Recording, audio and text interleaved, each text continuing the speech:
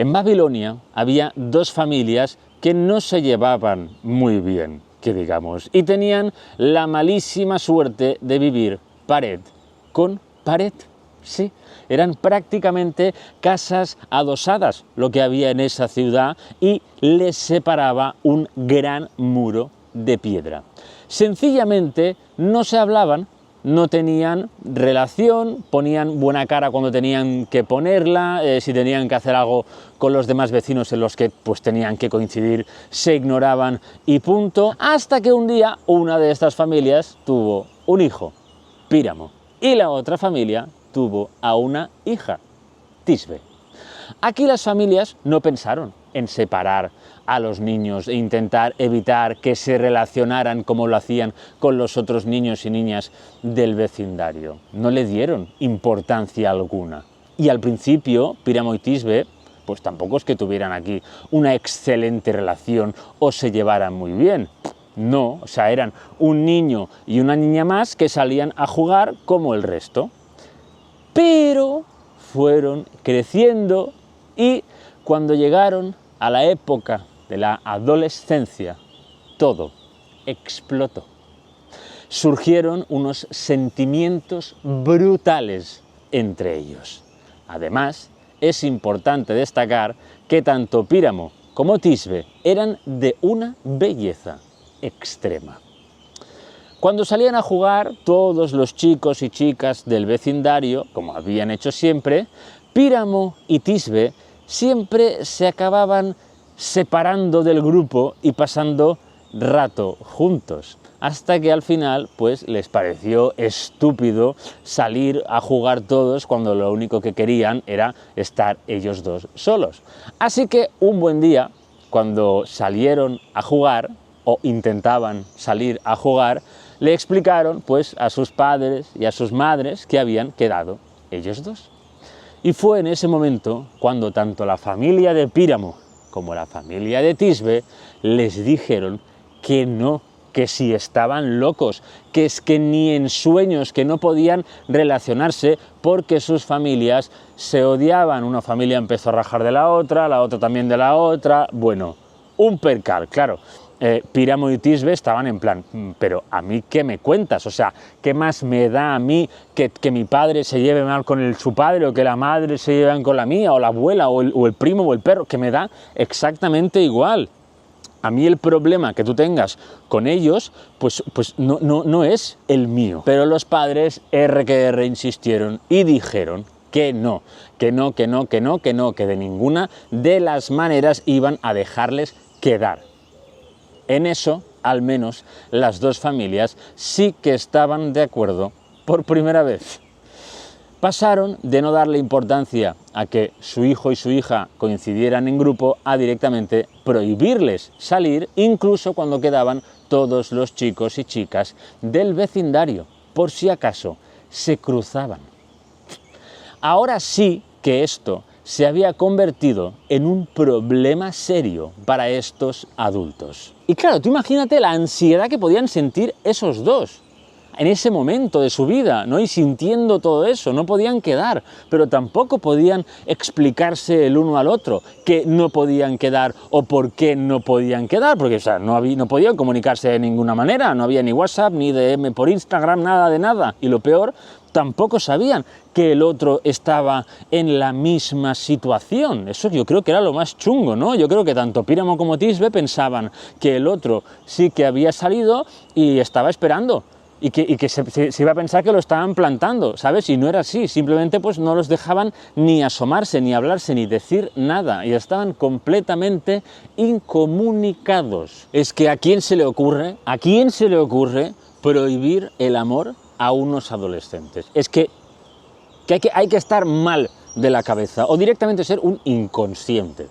Como buenos adolescentes que eran, empezaron a llorar de manera trágica, como si les acabaran de clavar un puñal en todo el corazón, porque es que eso era lo que sentían. Estaban en esa época de la vida, en esa edad de sentirlo todo a flor de piel, de enamorarse mucho muy fuerte, de entristecerse mucho muy fuerte y de enfadarse mucho muy fuerte.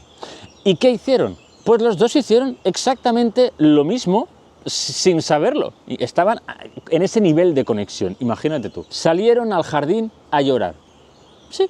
Y fueron hasta el lado de la muralla que separaba sus casas. Era lo más cerca que podían estar el uno del otro. Se apoyaron en ella y sin saberlo comenzaron a llorar uno al lado del otro con una pared de piedra enorme entre ellos.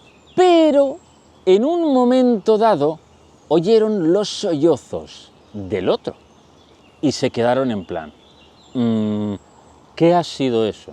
O sea, era imposible que pudieran escucharse el uno al otro. O sea, el muro de piedra que los separaba era exageradamente grueso. O sea, ¿cómo podía ser? No tiene ningún sentido. Empezaron a decir, ¿hola?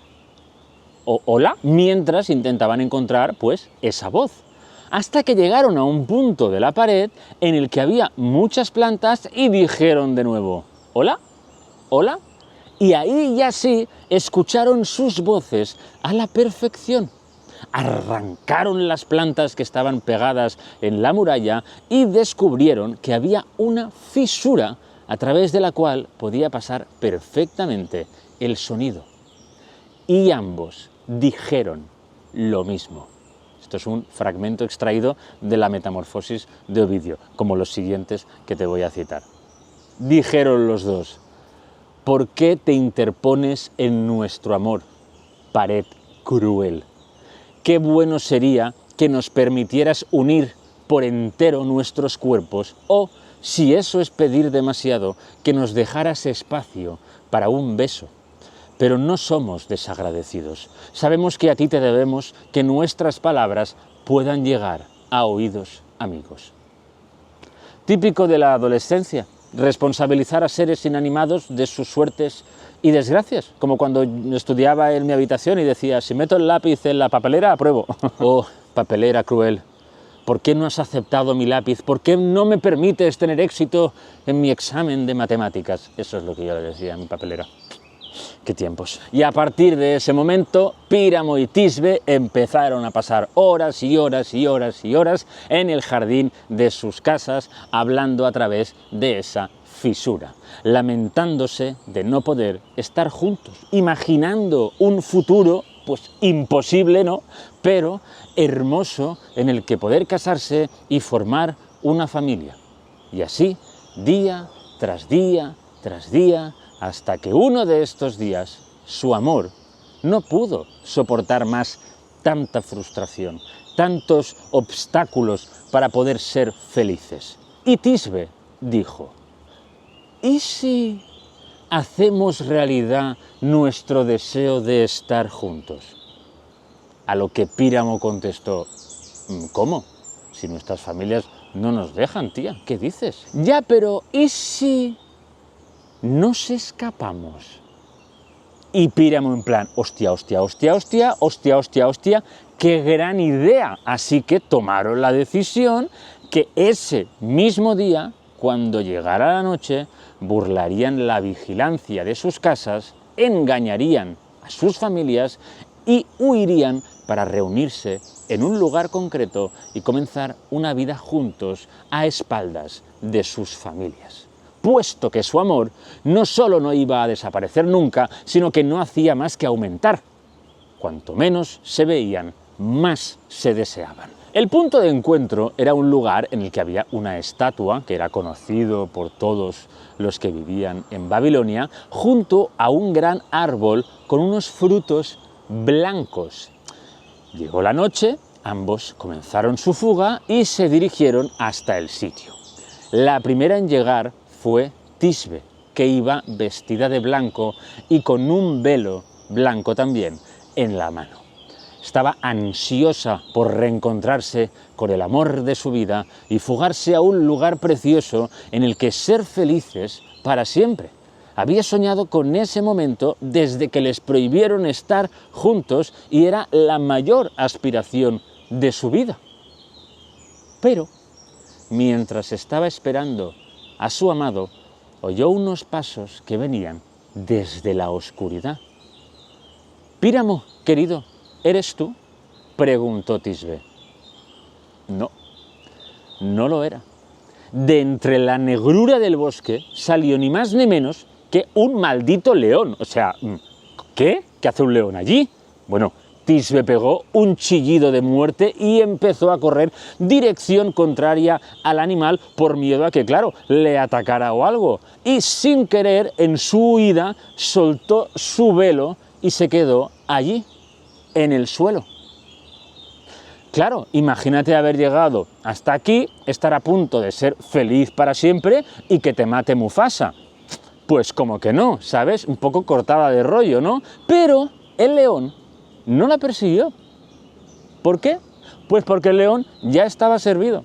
Sí, él venía de comerse un jabalí. De hecho, aún tenía sangre en la boca que le chorreaba, dejando un rastro a su paso por el suelo. A los pocos minutos apareció Píramo, ansioso también por reencontrarse con su amada Tisbe.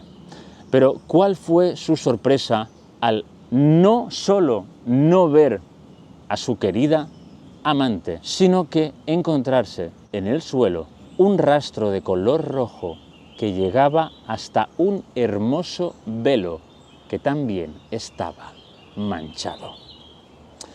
Píramo sabía que ese velo pertenecía a Tisbe, ya se lo había visto alguna vez, y cuando recogió el velo se dio cuenta de que eso rojizo no podía ser otra cosa que sangre, sangre del amor de su vida. ¿Qué? Que no, Píramo, no es suya, es de un león que se ha comido un jabalí que pasaba por aquí. Deja de gritarle a la pantalla. No te oye, Píramo, no te oye. Lo siento, pero no te oye. Su corazón se desintegró. Toda la esperanza que tenía por tener esa vida idílica con su amada Tisbe se esfumó por completo. El dolor que sintió en ese momento le hizo tomar la peor de las decisiones. Esto es lo que dijo el jovencísimo Píramo. Una sola noche verá el fin de dos enamorados, de quienes ella era la más digna de haber tenido una larga vida. Es mi alma la culpable. He sido yo, desdichada, quien te ha causado la muerte, puesto que te obligué a venir de noche a este lugar lleno de peligros y ni siquiera llegué primero. Despedazad mi cuerpo y devorad con feroces mordiscos mis criminales entrañas. Oh, leones que habitáis bajo estas rocas. Pero es de cobardes limitarse a desear la muerte. Entonces se aferró fuerte el velo a su boca y lo besó 1.000.000 de veces, debajo de ese árbol de frutos blancos en el que habían quedado. Y mirando sus raíces, dijo: bebe ahora también mi sangre. Desenfundó el puñal que siempre llevaba y se lo clavó en el vientre. Píramo cayó boca abajo y su sangre empezó a brotar de su cuerpo de manera completamente descontrolada, empapando las raíces del árbol y tiñendo los frutos de un color morado. Al poco rato, madre mía, es que esto... Al poco rato, Tisbe vuelve al punto de encuentro, esperando encontrarse con su amado Píramo y explicarle que le ha ido de muy poco, que ha visto un león y ella ha huido corriendo y lo ha despistado, pero cuando llega al árbol se queda un poco confundida al ver que los frutos son de un color distinto a los del árbol en el que en principio habían quedado. Eran blancos antes y estos, los de este árbol, son de color púrpura. Hay algo raro, piensa. ¿Me he equivocado de lugar? ¿Hay dos sitios idénticos pero con frutos distintos? Pero entonces ve un cuerpo a los pies del árbol del que sale sangre sin parar. Tisbe está en shock. ¿Hay un muerto? ¿Quién es? ¿Qué ha pasado? se acerca con cautela y poco a poco va reconociendo esa ropa, ese cabello, hasta que se da cuenta de que ese chico tumbado en el suelo es su amado Píramo. ¡No, hombre, no! ¡No!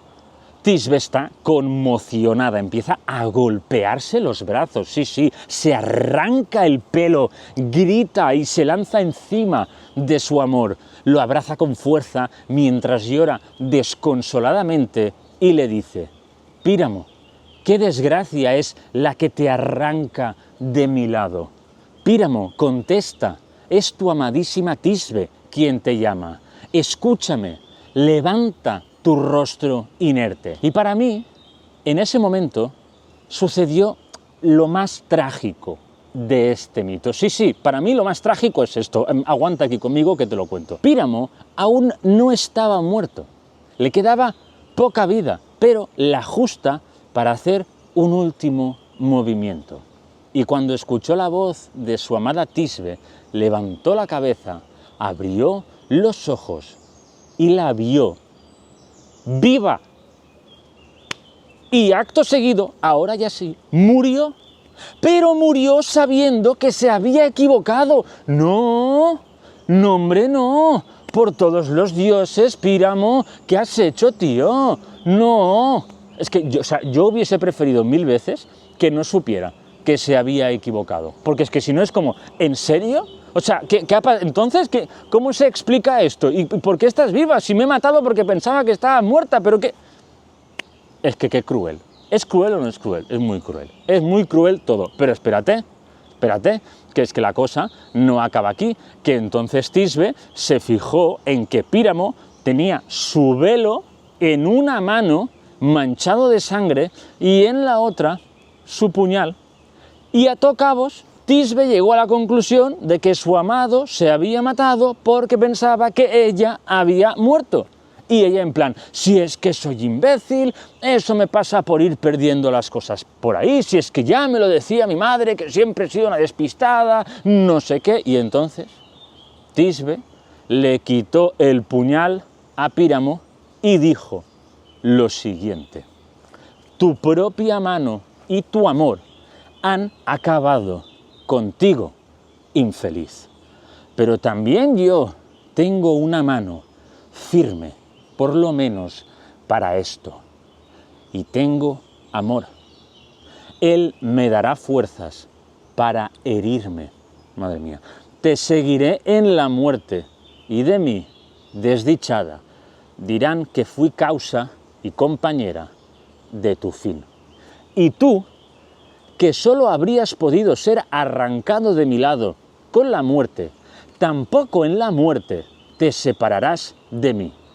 Pero quiero que vosotros, infelices padres míos y de él, escuchéis este ruego que ambos os hacemos.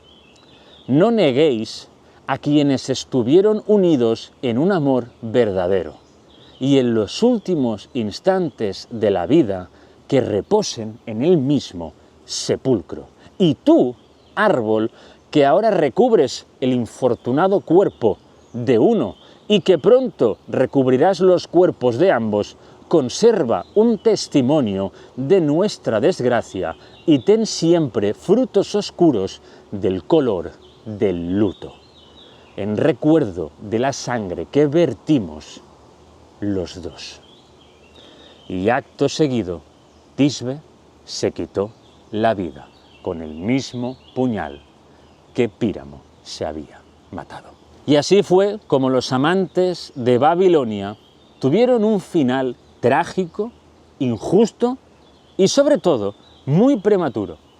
Por suerte, si es que podemos llamarlo suerte, la verdad, las dos familias tuvieron la decencia de enterrarlos juntos. Sí, lo hicieron. Pensaron, pues mira, la hemos cagado, hemos cometido el error más grande de nuestras vidas al intentar evitar un amor que era inevitable o al intentar separar a estos dos jóvenes que se amaban locamente, cosa que nos ha llevado a perderlos y es algo que no nos perdonaremos nunca. Así que ya que no les hemos dejado estar juntos en vida, como mínimo vamos a dejarlos estar juntos en la muerte. Y sí, los enterraron juntos. Y el árbol, que hasta justo antes de que Píramo se quitara la vida tenía los frutos de color blanco, también cumplió el deseo de Tisbe. Y no solo los frutos que tenía en ese momento se volvieron de color púrpura, sino que los que tuvo después siguieron siendo de este mismo color. Y este fruto es el que llamamos, al menos por aquí donde vivo yo, moras, que son estos pequeños frutos que tienen como muchas bolitas moradas o incluso negras, pero que en inglés reciben el nombre de blackberry, no confundir con las blueberry, que serían los arándanos. Así que si eres de los que va por el bosque y te comes estas frutitas, que aquí hay muchísimas, recuerda que son de este color por la muerte injusta de estos dos amantes de Babilonia, Píramo y Tisbe.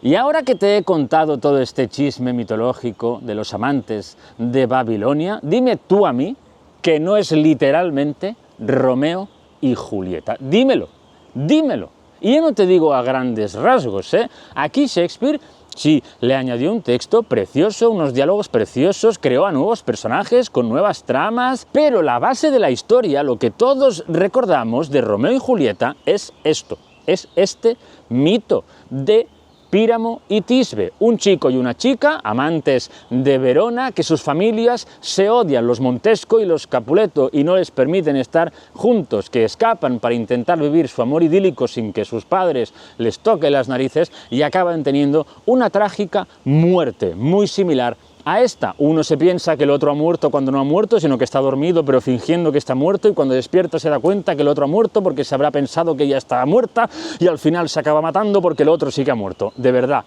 es lo mismo. ¿Sí o no? ¿Estás de acuerdo? Tanto si estás de acuerdo como si no, te leo en comentarios. Siempre se dice que la diosa Afrodita, la diosa de la belleza y del amor, es súper sensible a las críticas, y como que no se puede decir nada malo de ella, ni muchísimo menos aún compararte con su belleza, y aún menos si cabe decir que eres más hermosa que ella. Pero en general, faltarle al respeto a la diosa Afrodita es súper fácil, porque tiene muy mala hostia, es muy irascible, pero poco se habla que uno de sus hijos, el dios Eros, Cupido para los romanos, el dios del amor por excelencia, tiene aún más mala hostia. Quizá porque él es el que tiene el poder de repartir amor y odio. Al fin y al cabo, la diosa Afrodita, cuando quiere castigar a una mujer o a un hombre dejándolos sin amor o haciendo que se enamoren de gente horrible y cosas así, lo que hace es recurrir a su hijo Eros. Así que si cabreas al dios Eros, pues es directamente él el que te fastidia con sus propias flechas. Y no tienes que pasar por la diosa Afrodita, no hay este intermediario. Y el dios Apolo sufrió las consecuencias de meterse con el pequeño dios del amor. Y no solo una vez, varias. Pero en este chisme te voy a contar una de ellas.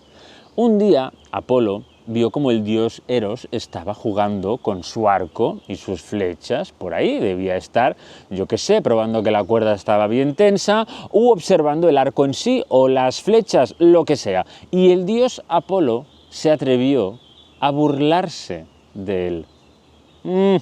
Le dijo textualmente, según la Metamorfosis de Ovidio: ¿qué haces tú, pequeño insolente, manejando armas tan poderosas? Bueno, esas son armas para que yo las lleve en mis hombros. Yo que soy capaz de herir con un tiro certero a las bestias salvajes y a los enemigos, y que hace poco abatí con una lluvia de saetas al hinchado Pitón, que tanta tierra oprimía con su vientre pestilente. Tú confórmate con encender pequeños amores con tu antorcha y no trates de adjudicarte mis triunfos.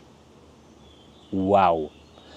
Tremendísimo beef estaba aquí gestando nuestro amigo el dios Apolo, ¿eh? Claro, Apolo pues tenía sus flechas, ¿no? Como la diosa Artemisa. Aparte, si no recuerdo mal, las flechas de Apolo eran de oro y las de Artemisa, pues de plata, porque así se lo habían pedido los dos a su padre, a Zeus. Y yo creo que Apolo, al ver al dios Eros pues jugando con flechas de oro también, aunque también tenía flechas de plomo, aquí el dios Eros, recuerda que las flechas de oro eran para enamorar y las de plomo para repartir odio, para hacer que odiaras, ¿vale? Pues yo creo que Apolo, al ver a Eros jugando con esas flechas de oro, pues se atrevió a decirle eso, ¿no? En plan, no juegues aquí con estas flechitas, que esto te queda demasiado grande, en plan, déjaselo a los mayores.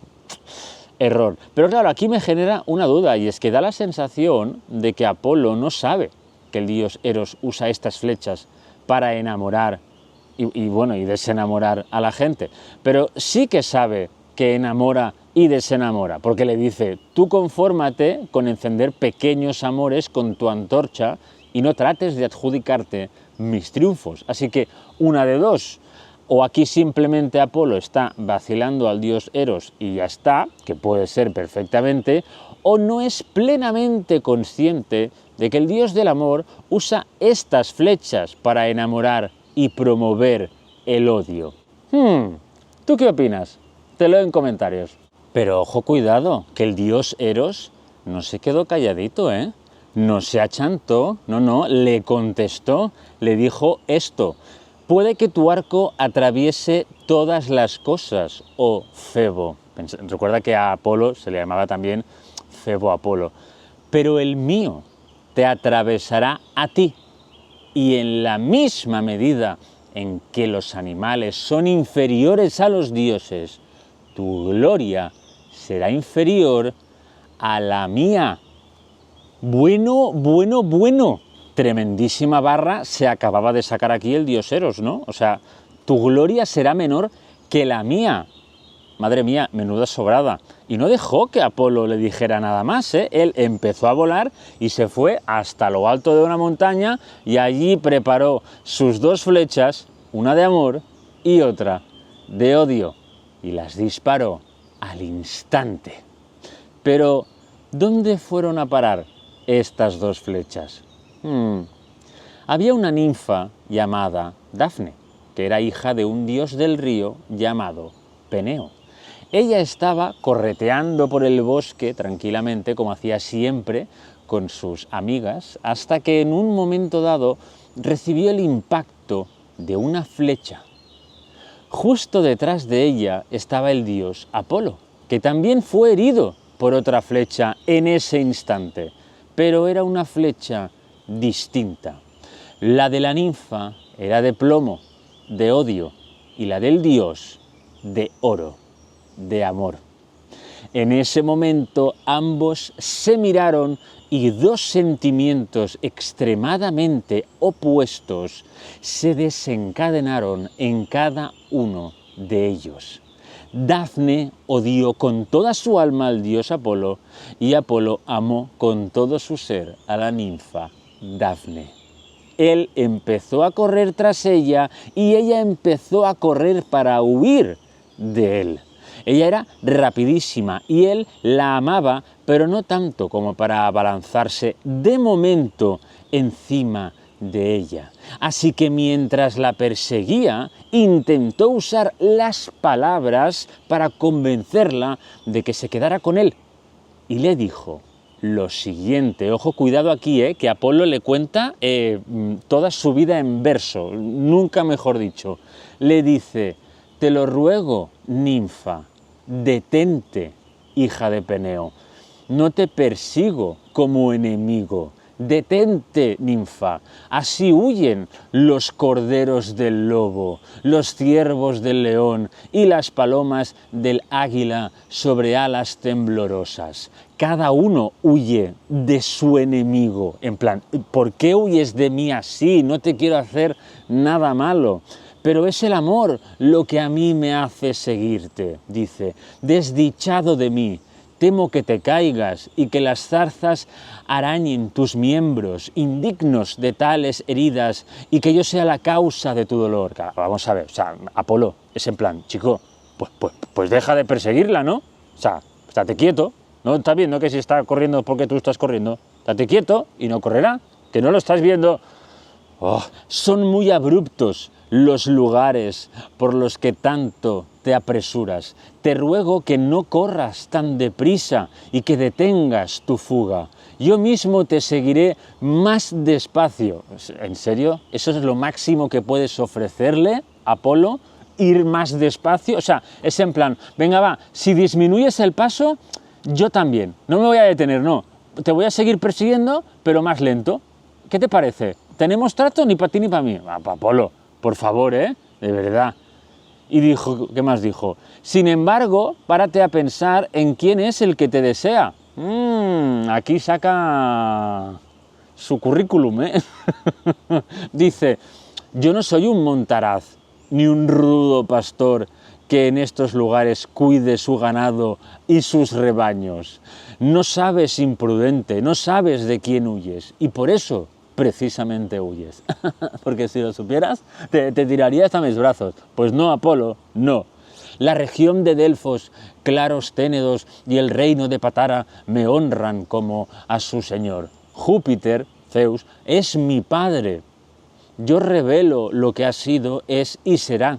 Yo hago armonizar los versos y la música, en plan, soy Dios de la música. Mis flechas son certeras, sin duda, pero una más certera que las mías me ha herido en el pecho.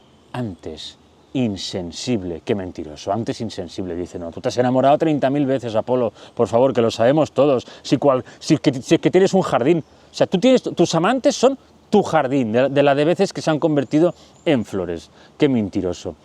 La medicina es un invento mío, bueno, tuyo, tu hijo Asclepio, pero bueno, en todo el mundo me llaman sanador y conozco el poder de las hierbas y sin embargo, ay de mí, no hay hierbas que puedan curar el amor y las artes que a todos benefician a su amo. Menuda red flag con patas aquí, con esto último aquí, Apolo, por si no era suficiente lo de que la estuviera persiguiendo. O sea, para intentar convencerla, primero de todo, le suplica, por favor, que pare, pero él no para.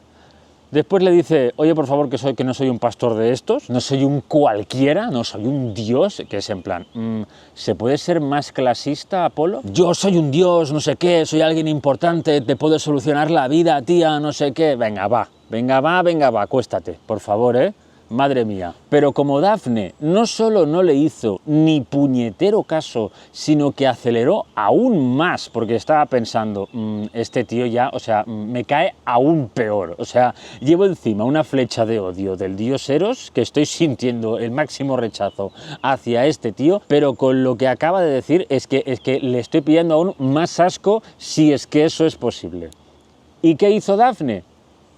Acelerar, ir más rápido, y claro, Apolo se sintió hiper ofendido porque era en plan, o sea, estoy enamoradísimo de esta ninfa y lo que le acabo de decir es lo mejor del mundo, no tiene ningún sentido que no me ame de vuelta, así que voy a ir tras ella, ahora y así, por las malas. O sea, vamos a ver, Apolo, pero vamos a ver, o sea, no solo no aceptó el no, sino que dijo, ahora verás. Muy mal, Apolo? Ahora sí que eres el lobo y ella la oveja. Pero no lo estás viendo. Bueno, ahora también, antes también lo eras. Pero no lo estás viendo ahora, chico. No soy tu enemigo, pero bien que ahora quieres ir a hacerle daño. Hombre, va. Y claro, Dafne se dio cuenta de esto y pensó, o hago algo aquí o Apolo me va a pillar. Y no quiero que eso pase. O sea, prefiero morir. Imagínate, Dafne, en plan, prefiero morir antes que este tío me pille. Bueno, técnicamente no pidió morir como tal, sino que pidió esto. Esto fue lo que le dijo a su padre Peneo, el dios río. Le dijo, ayúdame, padre, si los ríos tenéis algún poder, haz que transformándose desaparezca esta figura por la que he sido demasiado amada. Muy importante esto último, O sea, ella estaba tan hasta las narices de que fueran tras ella porque la veían muy bella, que dijo, mira, por favor, padre, quítame esto. O sea, esto que tanto les gusta a los hombres, quítamelo de encima, que estoy harta ya, no quiero estar con ninguno de ellos, por favor. Me parece muy interesante que las ninfas de la mitología griega vieran su belleza como una condena y no como una bendición, y ahora todos estemos obsesionados con ser hermosos. Acto seguido, Dafne, después de pedirle esto a su padre, empieza a sentir como todo su cuerpo se va endureciendo, cubriéndose con una capa de madera. Su cabello se empieza a convertir en hojas y su tronco inferior de pronto se clava en el suelo, deteniéndola al instante. Dafne ya no se mueve, porque se acaba de convertir en un árbol, concretamente en un laurel, que es precisamente lo que significa su nombre, Dafne, laurel. Y tú dirás, seguro que aquí Apolo, al ver a Dafne convertida en un árbol, sintió pena, ¿no? Sintió lástima, sintió culpa, porque fue por él que se acabó convirtiendo en eso, porque era la única forma de escapar de este dios, ¿no? Pues no, amigui, no. Apolo no solo le dio exactamente igual y no hizo ni la más mínima reflexión de, oh, maldita sea, esto es culpa mía, qué malo que soy. No, que va, no solo no hizo la más mínima autocrítica, sino que intentó besar el árbol. ¿En serio, tío? ¿Tú estás loco? Bueno, pero no te lo pierdas, que el árbol se sacudió. O sea, el puñetero árbol hizo así como, no me beses, por favor, quita de aquí. O sea, hasta en forma de árbol, Dafne estaba rechazando a Apolo. Pero Apolo, tío, que no te estás dando cuenta. De verdad. Y no solo no se estaba dando cuenta, sino que en ese momento se le fue aún más la pinza, si cabe, como que sintió tanto rechazo que dijo, ahora verás. Y entonces dijo, entonces, ya que no puedes ser mi esposa, serás mi árbol. Siempre te llevarán, oh laurel, mi cabello, mi cítara y mi carcaj. Carcaj es donde pone las flechas. Tú estarás cerca de los generales latinos cuando con alegría se celebren sus triunfos y suban al Capitolio los largos cortejos. Allí serás también leal guardián ante las puertas de la morada de Augusto y guardarás las coronas de encina. Y al igual que mi cabeza conserva juvenil su larga cabellera, no es mi caso, perdón, también tú llevarás siempre el perenne adorno de tus hojas. Por eso, emperadores romanos llevaban coronas de laurel en la cabeza. Sí. Fuerte, ¿eh? Qué fuerte. Pero esta no es la única versión del mito de Apolo y Dafne, aunque sí que es la más conocida, ya que esta es la versión que Ovidio escribió en su obra, la Metamorfosis. Pero hay una versión que añade algo previo que me parece muy interesante y que da aún más valor a esta frase que te he comentado de Dafne cuando le pide a su padre Peneo que le cambie la imagen, ¿no? que tanto ha hecho que los hombres la amen, en plan, quítame esta imagen por favor, no, quiero que los hombres me dejen en paz, ¿no? No se refiere solo a Apolo, Dafne, se refiere a más hombres, pero como mínimo se refiere también a Leucipo. En esta otra versión, Leucipo, que es un príncipe, se enamora de la ninfa Dafne. Y como Dafne es adoradora de la diosa Artemisa, es virgen y solo está con mujeres. Así que Leucipo se hace pasar por una mujer para poder estar cerca de Dafne. Sí, pero en un momento dado, Apolo, que está celoso de Leucipo porque él pues quiere estar con Dafne, lo que hace es destapar el engaño de Leucipo haciendo que se metan todas en el río y ahí es cuando Leucipo pues bueno, se le ve desnudo y Dafne descubre su mentira. Y ojo, cuidado, que aquí Dafne y sus amigas lo que hacen no es echarlo y ya está, ¿eh? Lo que hacen es cargarse a Leucipo, o sea, lo despedazan vivo, lo matan de una manera brutal. Y entonces, ya después de todo esto, sucede todo lo de que Apolo persigue a Dafne, tal, pero en esta versión, Dafne es hija de un mortal, y lo que hace es pedir ayuda a Zeus en vez de a su propio padre. Y Zeus, pues, se lo concede y la transforma en un laurel. Pero en esta versión me parece muy interesante porque es Zeus el que, de algún modo, boicotea a su hijo Apolo. Porque ya me dirás tú por qué Zeus empatiza con una ninfa cuando él, Zeus, también hace lo mismo que lo que estaba haciendo aquí su hijo Apolo. O sea, Zeus también persigue a las ninfas, ¿no? ¿Por qué sintió pena por Dafne? Quiso castigar a su hijo Apolo por haber hecho eso, porque sentía envidia, ¿por qué? ¿Qué opinas? Te leo en comentarios. La diosa Afrodita y el dios Ares eran inseparables, se querían muchísimo, era un amor muy pasional, muy intenso, muy tóxico también, pero que muy intenso por encima de todo, y no tenían ningún impedimento para estar juntos. Al contrario, era una pareja que podía estar unida hasta el resto de la eternidad, mientras los dos quisieran.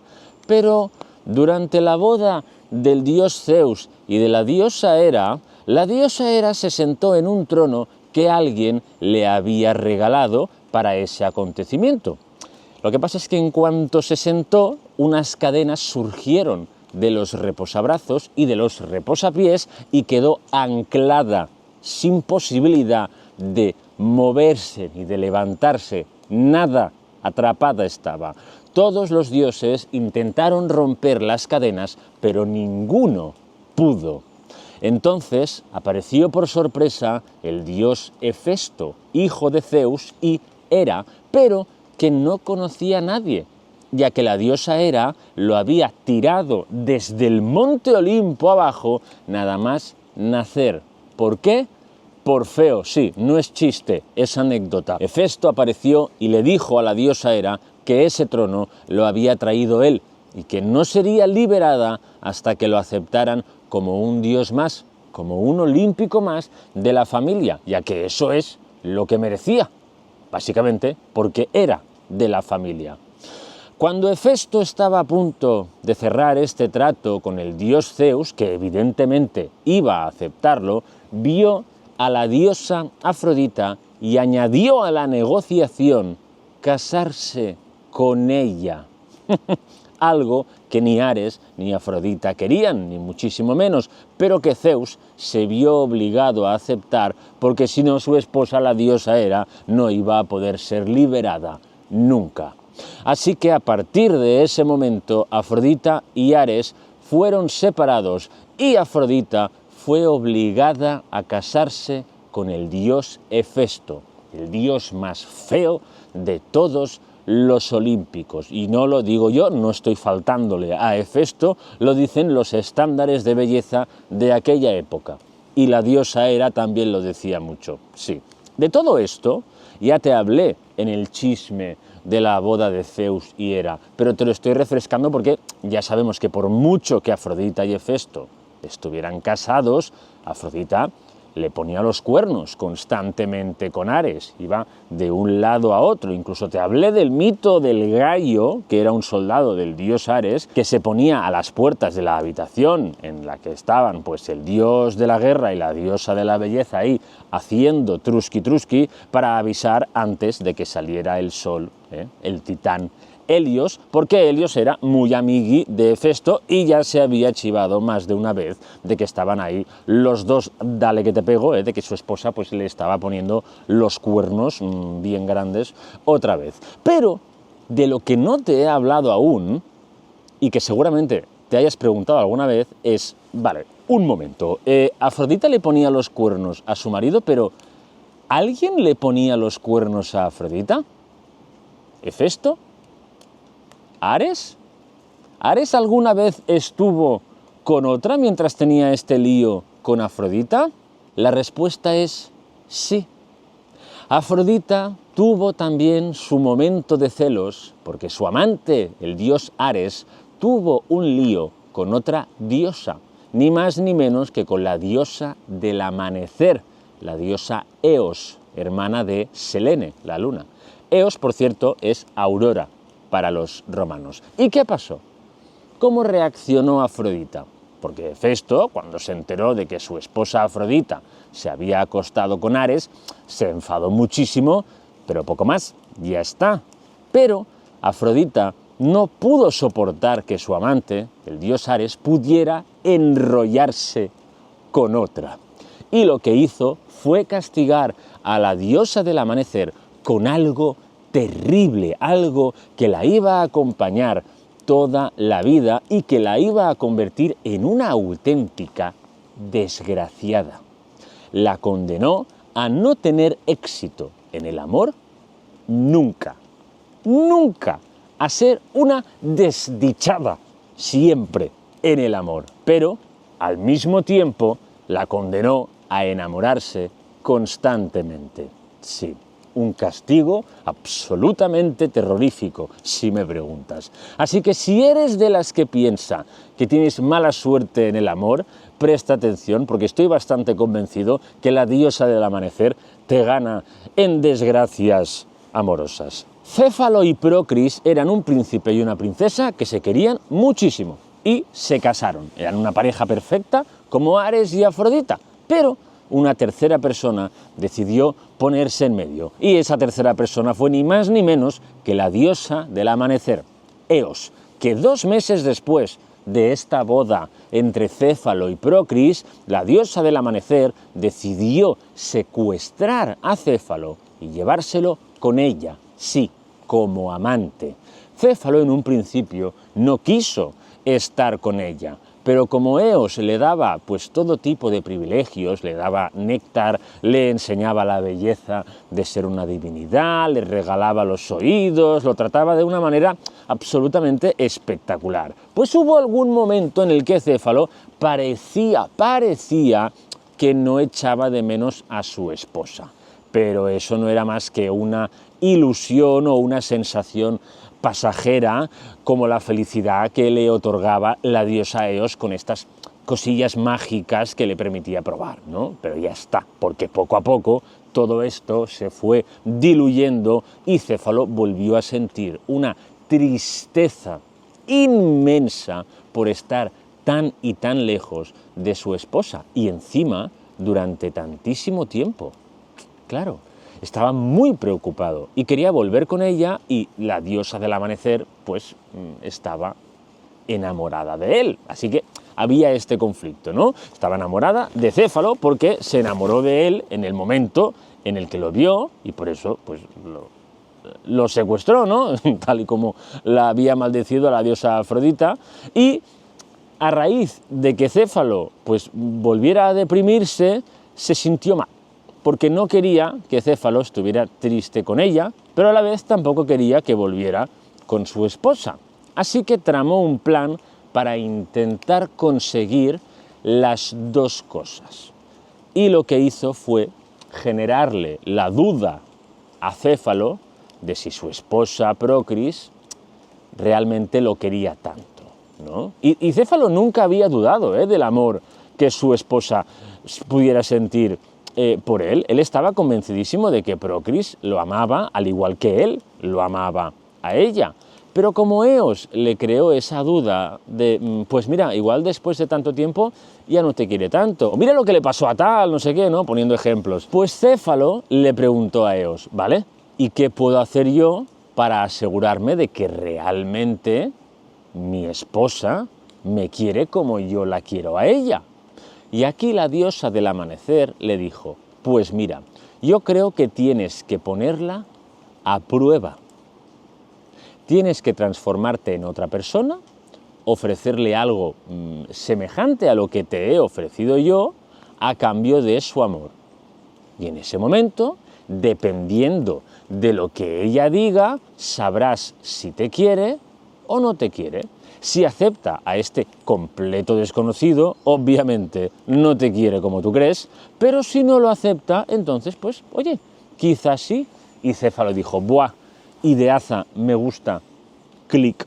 Así que la diosa del amanecer le dio un nuevo aspecto, evidentemente pasajero, ¿no? Como un disfraz a Céfalo, y lo mandó de nuevo a su propia casa, donde estaba su esposa Procris.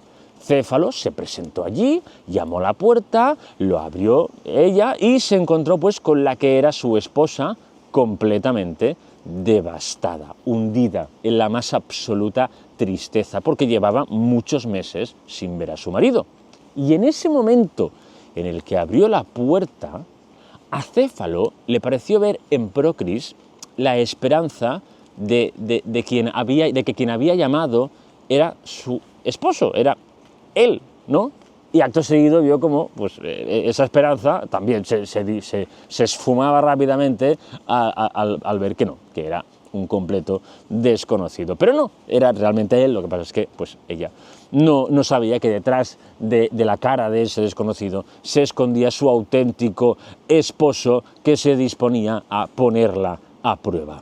O sea, piénsalo bien, Céfalo tuvo los santos cojones, hablando claro, perdón, de que después de haber estado tantos meses desaparecido, ponerla a prueba. Es fuerte esto, ¿eh? Y lo hizo, ¿eh? O sea, no recogió cable, no pensó, o sea, lo pensó, sí que pensó pues, me quito el disfraz y le digo que soy yo y le pido perdón y le cuento lo que ha pasado. No, él sí decidió seguir con la prueba. No recogió cable ni nada, decidió seguir y a ver si de verdad me quiere o no me quiere. Y le dijo, oye, mira, tal, soy no sé quién, tengo tanto dinero, tantas tierras, tal, no sé qué, me gustas, vente conmigo, serás feliz, te daré todo lo que tú quieras, te trataré genial y se te borrará la tristeza de la cara. Obviamente no se lo dijo así, se lo dijo un poquito más, ¿no? La sedujo más. Y Procris tardó en responder. Sí, no fue un no directo, no, tardó en responder porque realmente, pues, oye, ella seguía teniendo la esperanza de que volvería a encontrarse con su marido, pero a la vez también le atraía la idea de por fin poder pasar página, ¿no? Claro, porque, o sea, pobre mujer, estaba fatal, se sentía una miserable, una desgraciada. Ella pensaba que su marido, como muchísimos otros, la había abandonado, nada más casarse por otra o lo que fuera. Esto era muy común. Y claro, ella pues quería sonreír de nuevo. Y su esposo había desaparecido de la noche a la mañana sin decir nada, así que dio por hecho, al final de toda esta reflexión para responder a la pregunta de este completo desconocido, que su marido pues la había abandonado y punto, y que ella tenía que seguir adelante. Y no vio un motivo por el cual negarse a lo que este tipo le estaba ofreciendo, porque en ese momento era precisamente lo que ella necesitaba. Es como si estuviera deshidratada y alguien le diera un vaso de agua. Punto final. Así que Procris le dijo que sí, que vale. Y en ese momento Céfalo se quitó el disfraz y se puso en plan, ¡ajá! Te pillé, no me quieres tanto, no sé qué, Eos tenía razón. Y claro, Procris en plan, ¿pero qué? O sea, ¿eres tú? ¿Qué hacías? ¿Por qué me has hecho? ¿Qué significa esto? ¿Me estás vacilando? No sé qué, tal. O sea, desapareciste sin decir ni mu y ahora vienes aquí a ponerme a prueba y me estás ahora tratando de traidora, como si yo qué sé. ¿Quién te crees que eres? No sé qué. Y claro, aquí Céfalo se quedó muy confundido porque él se esperaba una reacción de su esposa, de lamento, de oh, perdóname Céfalo, amor mío, no quería, no sé qué. Y se encontró con que Procris, con todo el derecho del mundo, estaba muy dolida por la encerrona que le acababa de hacer aquí su esposo, que había desaparecido, repito, desaparecido sin decir nada. Y lo que hizo Procris fue marcharse de su casa, de su tierra, de su ciudad, de todo, y meterse en el bosque. Y se hizo sacerdotisa de la diosa Artemisa, así, tal cual, dijo, mira, ya estoy ya hasta los ovarios, ya no solo de la gente y de la ciudad, sino de los hombres. Así que me voy a ir al bosque a rezarle a la diosa que más odia a los hombres, que siente el mismo asco que yo hacia ellos. Y esta es la diosa Artemisa, y punto. Y eso es lo que hizo Procris. Pero Céfalo no se rindió. Él sabía que lo que había hecho estaba mal y en vez de volver con Eos, tal y como la diosa del amanecer pues se había imaginado, porque ella se imaginaba que Céfalo pues volvería a ella llorando en plan, tenías razón, no sé qué, nadie me va a querer como tú, Procris era una traidora, no sé qué, y no. Céfalo era consciente de que la había cagado pero bien y fue tras Procris a disculparse. Le pidió perdón 1 trillón de veces, le reconoció, ojo, cuidado, que él también habría caído en la tentación y al final Procris lo perdonó. Qué bonito, a mí me parece muy bonito, la verdad. Y pensarás, oye, bueno, pues ni tan mal este final, ¿no? O sea, un mito griego con un final feliz, con un final bonito, una diosa no ha podido destruir un matrimonio de amor verdadero, ¡qué guay! Pues espérate, queride. Al parecer Artemisa le había hecho 2 regalos especiales a Procris. Uno era un perro extremadamente veloz y otro una lanza mágica, una lanza que siempre daba en el blanco.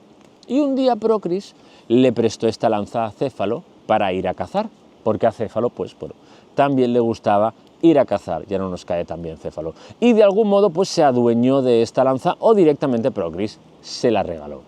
Lo del perro tiene otro mito, pero prefiero contarlo en otro episodio, más que nada para no liar y porque, bueno, prefiero hacerlo así, merece otro episodio. Entonces, Céfalo y Procris se habían reconciliado, estaban bien, hacían sus cosas juntos, por separado, ¿no? Todo ok, ¿no? Cosas juntos, separados, todo bien, ok, todo bien. Y Céfalo, pues empezó a coger esta dinámica de ir de vez en cuando a cazar solo o con sus bros cazadores, y esta lanza mágica que siempre daba en el blanco. Pero Céfalo tenía por costumbre, después de cazar, siempre subir a la misma colina, ¿no? Y subía cansado, sudoroso, y tenía la costumbre de tumbarse allí y llamar a la brisa, ¿no? La brisilla, este airecillo, en plan se ponía allí y decía, brisa bonita, por favor, ven aquí, acaríciame, ¿no? Como cuando llegas a casa después de todo el día paseándote en pleno agosto y pones el ventilador, por favor, ventilador, ¿no? Un poquito de aire fresco, estaba personificando la brisa, pero la brisa no era una persona, ¿no? Era, por favor, brisa, acaríciame que tengo mucho calor, un poquito de airecillo no me iría mal, de este rollo. Y lo hacía cada día, cada día después de cazar. Pero un día, después de cazar, como siempre, subió a la colina, se tumbó allí, llamó a la brisa, brisa, brisa, por favor, acaríciame, y de pronto escuchó como un ruido, una especie de gemido, que venía de unos arbustos que están justo al lado de donde estaba él. Y sin pensárselo, lanzó esa jabalina mágica, esta lanza, hacia allí, y cuando impactó, escuchó un grito. Él se pensó que ahí había un animal al que cazar, o un animal peligroso, pero ni mucho menos. De pronto, entre los arbustos, balanceándose, emergió Procris, su esposa, con la lanza clavada en todo el pecho y sangrando. Entonces Céfalo, confundidísimo, le gritó, pero Procris, ¿qué hacías allí?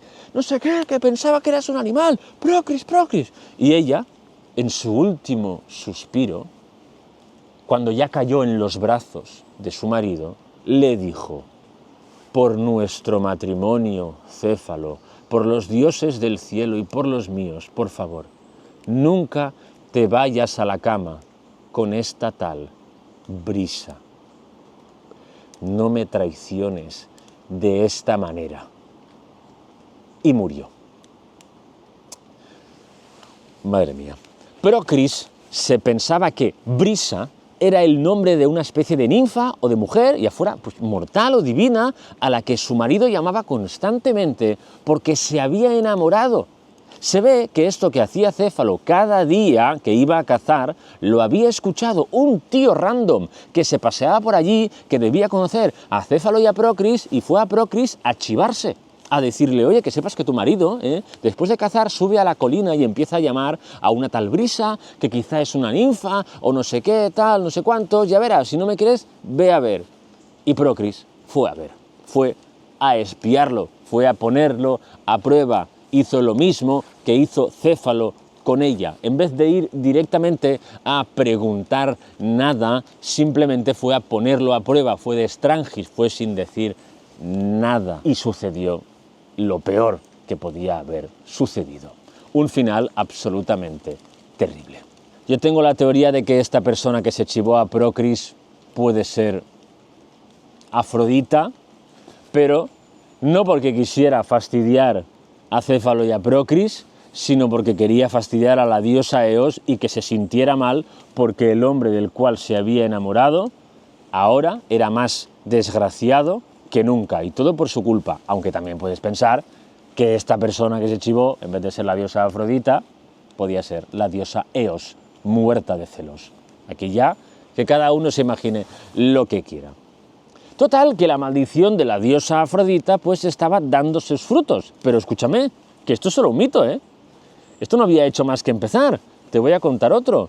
Después de esto, la diosa del amanecer, seguramente, si no hubiera estado maldita por la diosa Afrodita, se habría tomado un break en el amor, un break de intentar encontrarlo, o de como mínimo, de intentar buscarlo, ¿no? Pero como estaba condenada a enamorarse para el resto de la eternidad y fracasar en el intento una y otra vez, se enamoró rápidamente de otro mortal, concretamente de un príncipe troyano. Titono se llamaba, era hijo de Laomedonte y hermano de Príamo, el rey de Troya que gobernó durante la guerra de Troya.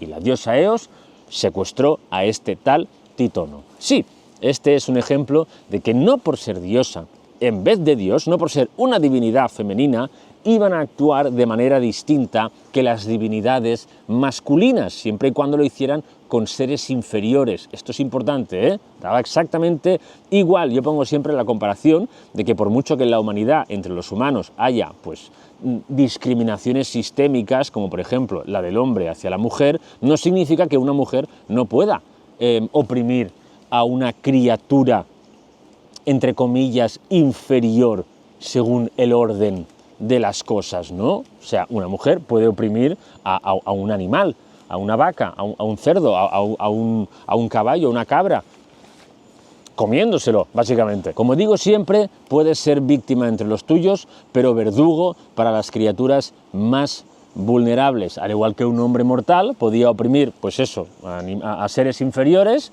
a personas de su misma especie, pero de otro género, y a la vez ser víctima de seres superiores como los dioses. En este mito de Eos y Titono se pueden interpretar muchas cosas. Creo que no se habla explícitamente de que Titono se llegó a enamorar de la diosa del amanecer, pero de algún modo estaba atrapado con ella y ella lo mantenía cerca.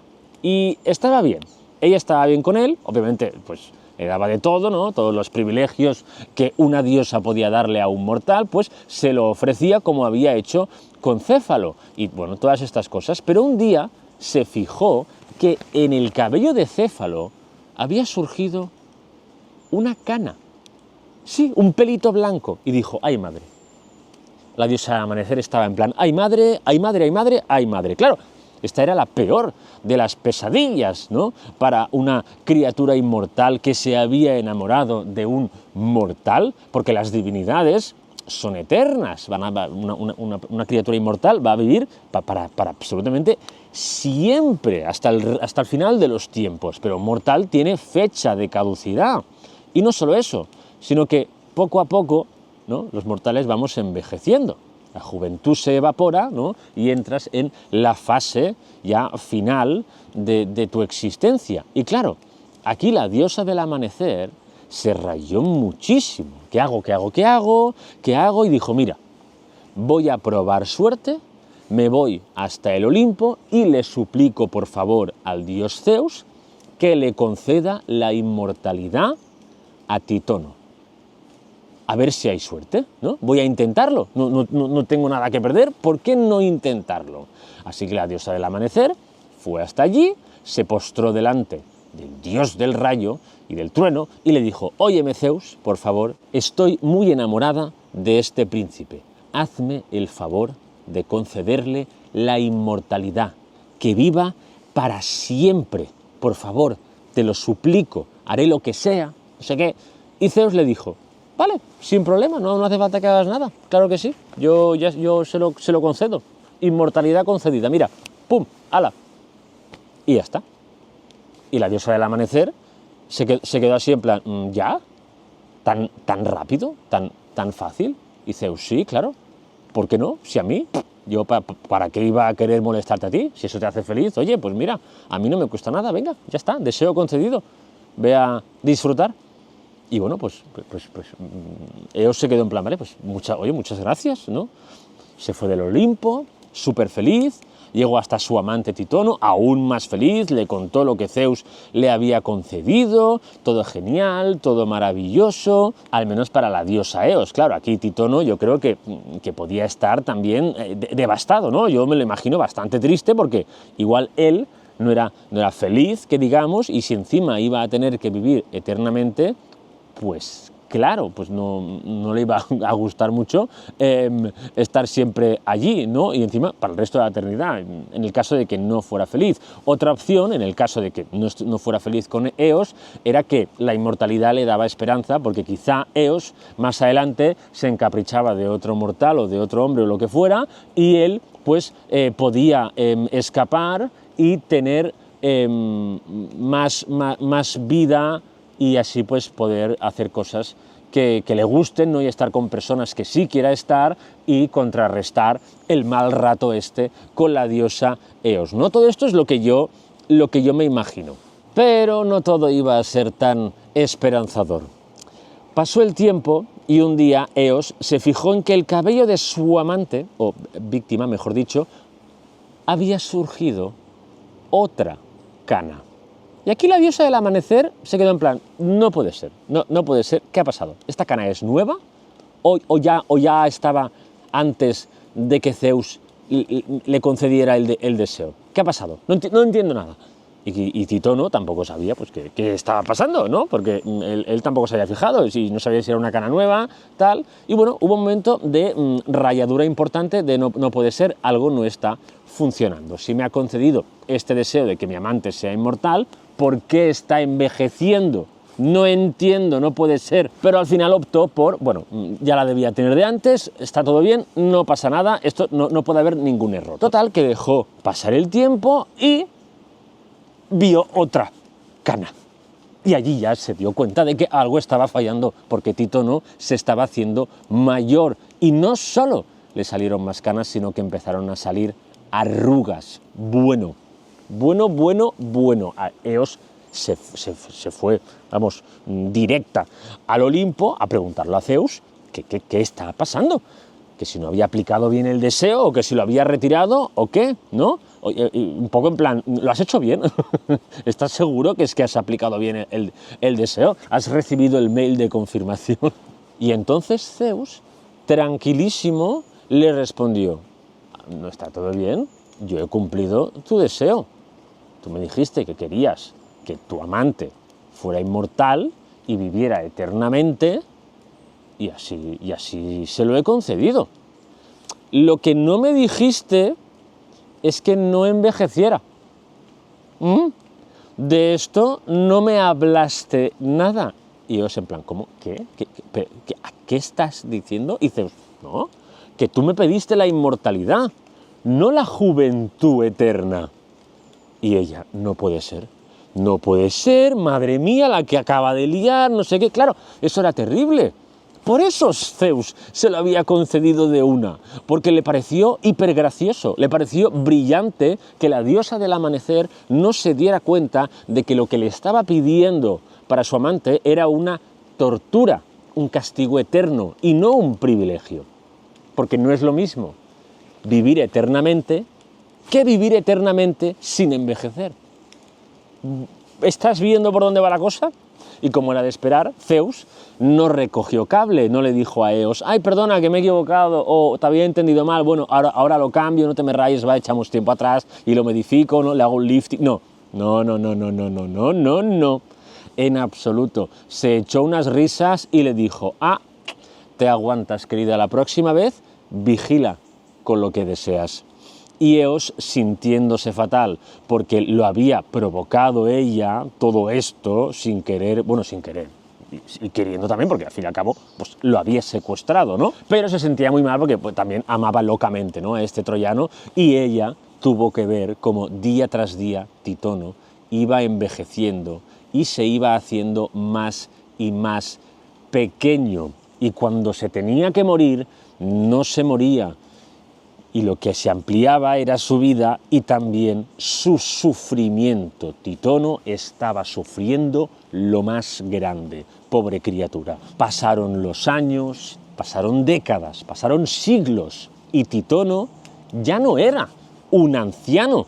Títono era una pasa, prácticamente. Se había empequeñecido tanto, se había arrugado tanto, que es que era diminuto ya. Pero el sufrimiento era grandioso, pobre hombre. Es que claro, piénsalo bien, tú imagínate ser eterno, pero envejecer. Envejecer al ritmo de un mortal, pero ser eterno. Pero esto, o sea, terrorífico, terrorífico. Pues eso es lo que le pasó a Títono. Y al final ya no podía emitir ni una sola palabra, solo pequeños gemidos, ¿no? como un pequeño ruidito.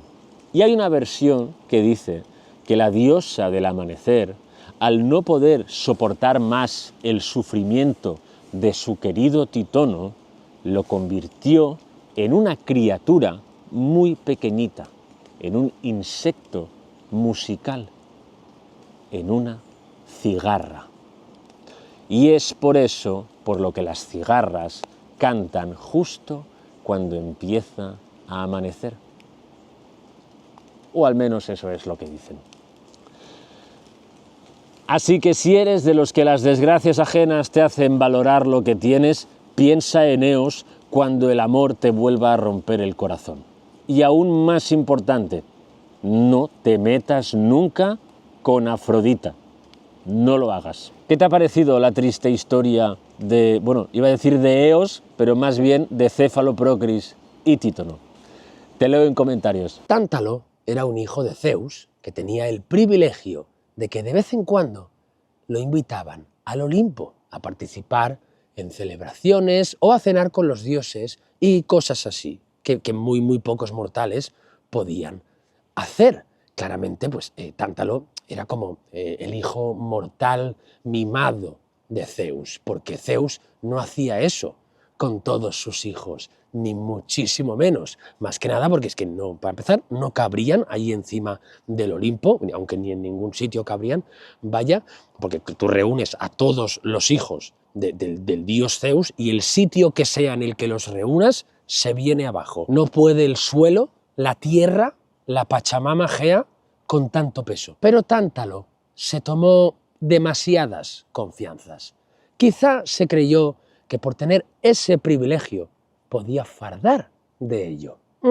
La famosa ibris que decían los griegos, esta soberbia, ¿no? Este vacile de creerte igual o incluso superior a los dioses, un crimen divino en toda regla, vaya. Y entonces Tántalo lo que hacía, al ser rey, pues comentaba con su gente, sus súbditos incluso, o sus iguales también, cosas que había escuchado o incluso visto en esas reuniones con los dioses olímpicos. Claro, esa información no solo era información privilegiada, sino que también era muy jugosa para compartir y así mostrar el poder que tenía. Porque yo me imagino a Tántalo reuniéndose con otros reyes de otras ciudades y él decir, pues ¿sabes de qué me he enterado? Pues mira, se ve que Zeus tal, no sé qué, vamos, prensa del corazón olímpica en toda regla. Pero aparte de hacerlo por el chisme, yo creo que quizá incluso también lo hacía a cambio de otra información que a él le pudiera interesar, ¿no? Para hacer, pues, bueno, para cerrar tratos de tierras o cosas que él quisiera O sea, que la información es poder y más si viene de muy arriba. Pero, aunque te cueste creerlo, lo más grave de todo lo que hizo Tántalo no fue eso, no fue pecar de chismoso, sino que un día, después de haber asistido a una de estas comilonas olímpicas, robó un frasco de ambrosía, alimento de los dioses, y se lo ofreció a sus colegas, a sus bros o incluso a sus súbditos, el muy loco. Se llevó ambrosía del Olimpo y se lo ofreció a mortales. Pero a este tío, ¿qué le pasa? ¿Qué te pasa, Tántalo? Te voy a decir una cosa. Yo creo que si Tántalo solo hubiera sido un bocazas y ya está, Zeus ni se habría enterado. Pero como se llevó algo del Olimpo, y al final, como que todo lo del Olimpo lleva una especie de AirTag, lleva un localizador, pues efectivamente Zeus recibió la notificación y se enteró de eso.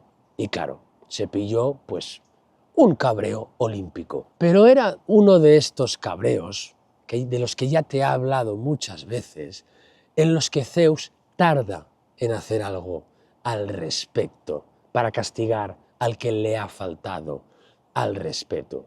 Porque no es lo mismo que le falten al respeto de una manera así como muy concreta, como muy fácil, ¿no? Muy rápida, como un insulto o no rezarle o algo así, a que sea algo más retorcido, algo más traicionero, ¿no? Y cuanto más tarda Zeus en castigar, peor es el castigo, más creativo se pone. Pero aquí Tántalo, al ver que ya no recibía más invitaciones por parte de su padre, porque obviamente pues Zeus lo primero que hizo fue pues dejar de invitarlo, no, empezó Tántalo a pensar que quizá pues lo habían pillado, que así era, oh, qué listo eres, chico.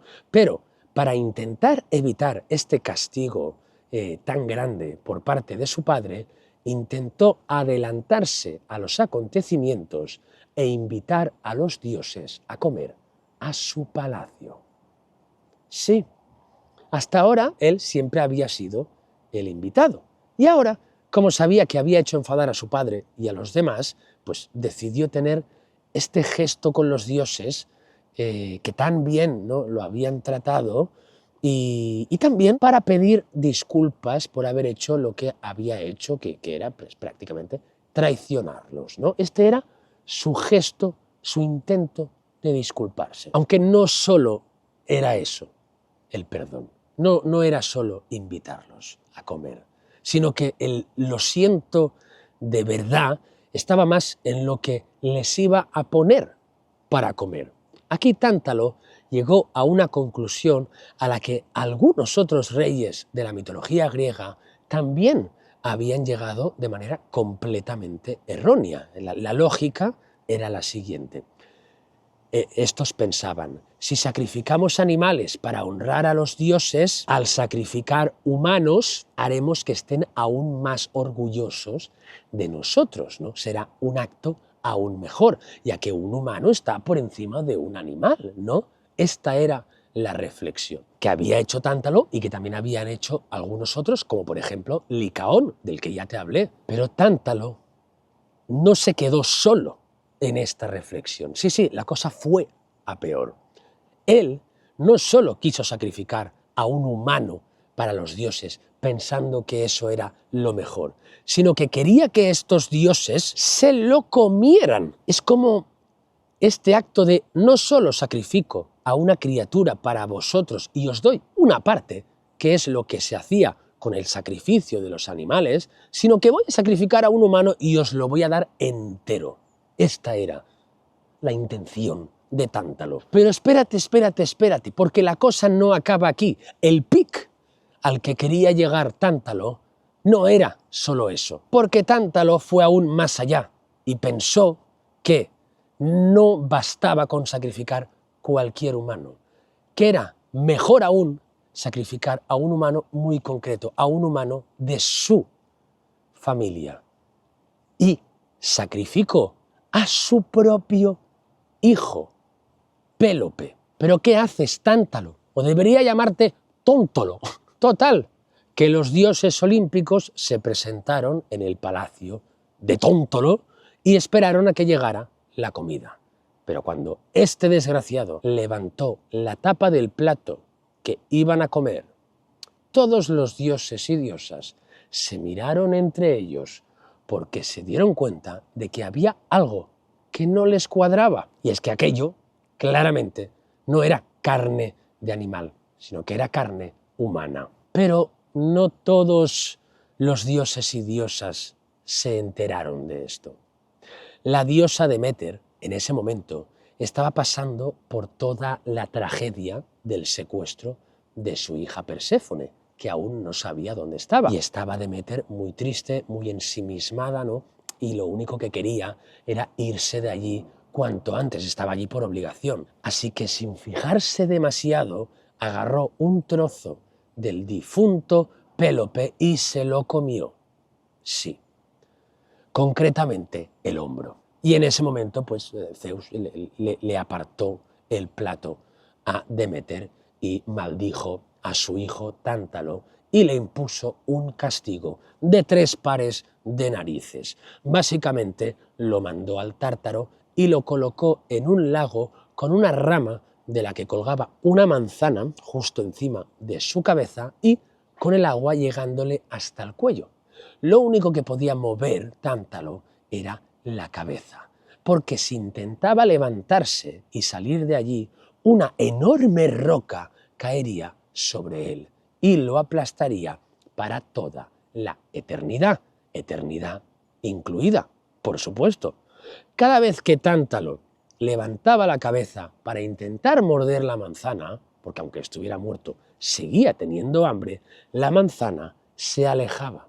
Pero no solo eso, sino que cuando tenía sed y bajaba la cabeza para beber un poco de agua del lago, el nivel del agua descendía hasta tal punto que le era imposible alcanzarlo.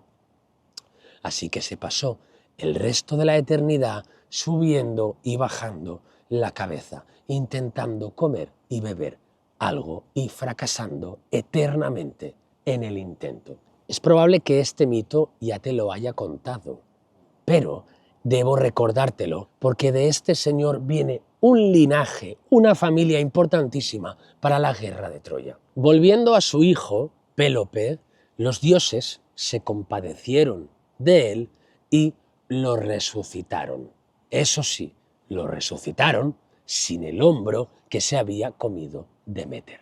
Pero no te preocupes que Pélope tuvo un hombro, porque para solucionarlo los dioses le hicieron una prótesis de marfil para que no le faltara ese trozo de cuerpo. Y no te lo pierdas, porque al parecer, tras su resurrección, Pélope, según se dice, experimentó una especie de improvement de belleza. Vamos, que quedó todavía más guapo, o al menos esto es lo que se dice para justificar que cuando Poseidón lo vio, se enamoró de él, aunque yo creo que se encaprichó más que enamorarse. Pero bueno, se encaprichó hasta tal punto que le regaló un carruaje alado cuyos ejes no se mojaban ni siquiera corriendo por encima del mar. Una pasada de carro. Vaya, y este carro a Pélope le fue de locos, porque se empeñó en casarse con Hipodamía, que era la princesa de Pisa. Lo que pasa es que el rey de Pisa, el padre de Hipodamía, que se llamaba Enómao, no quería entregar a su hija así como así en matrimonio al primero que pasara, ni al segundo, vamos, no, obligaba a todos los pretendientes de su hija a competir contra él en una especie de carrera de carruajes. Pero no era una carrera como tal, de a ver quién llega antes a la meta. No, era una carrera en la que el pretendiente iba delante y él, el rey, iba detrás disparando flechas. Si el pretendiente lograba escapar vivo, pues se podía casar con su hija, con Hipodamía. La otra opción era que el rey de Pisa pues le diera con alguna de sus flechas y básicamente el pretendiente pues muriera. ya está. O sea que si tú aceptabas participar en esta competición para conseguir la mano de Hipodamía, o te casabas o morías en el intento, básicamente. ¿Pero por qué hacía esto el rey Enómao? Ahora lo sabrás. Además, Enómao tenía un carruaje con unos caballos inmortales que eran la hostia, vaya, porque se ve que se los había dado su padre, el dios Ares, el dios de la guerra. Sí, se ve que era hijo del dios de la guerra, imagínate. Total, que participaron más de una docena de pretendientes y todos murieron, hasta que llegó el turno de Pélope, que tenía este carruaje alado.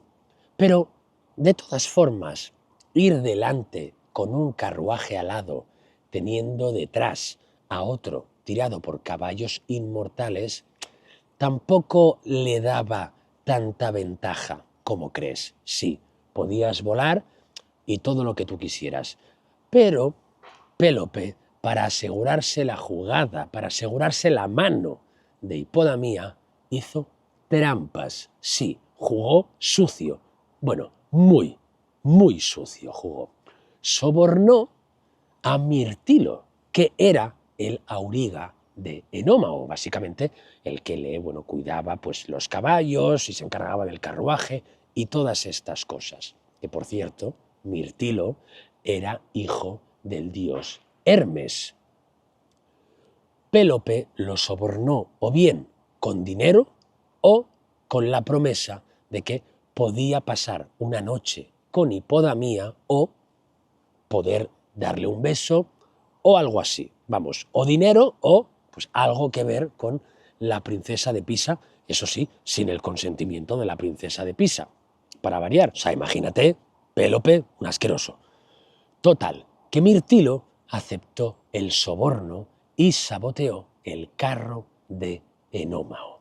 Básicamente se ve que los ejes de las ruedas del carro del rey de Pisa, pues Mirtilo los quitó y los sustituyó por trozos de cera. Y claro, cuando empezó la carrera, al poco rato, se desprendieron las ruedas y Enómao, al ir a gran velocidad, salió disparado y murió al instante. Y aquí viene quizá lo más curioso de todo esto, y es la respuesta de por qué Enómao hacía esto de la carrera. Enómao precisamente se lo quiso poner tan difícil a los pretendientes que querían casarse con su hija porque existía una profecía que decía que el marido de su hija, el hombre con el que se iba a casar, lo iba a matar. Y así fue, pero incluso antes de casarse con ella.